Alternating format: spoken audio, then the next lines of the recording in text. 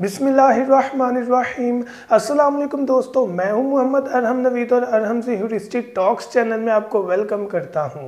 तो व्यूअर्स, आज की वीडियो का टॉपिक ऑस्ट्रेलियन पैरट्स का जो सेटअप है वो दिखाने के बारे में। एक भाई ने कमेंट किया कि अपना सेटअप दिखाएं, तो छोटा सा सेटअप है, मैंने कहा आपको ज़रूर दिखाता हूँ मैं। तो अपना टॉपिक स्टार्ट करते हैं।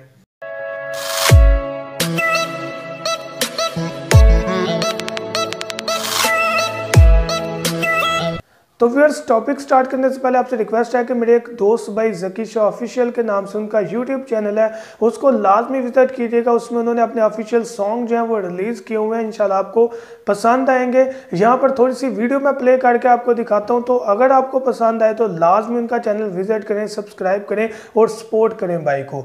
तो वीडियो सुनते हैं।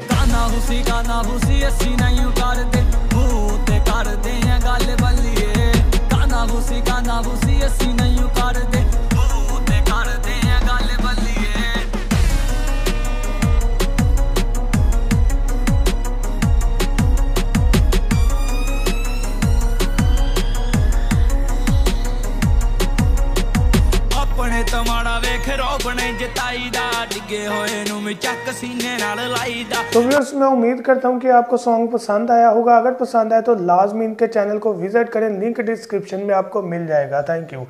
तो व्यूअर्स, सेटअप जो है उसकी वीडियो मैं दिखाता हूँ आपको।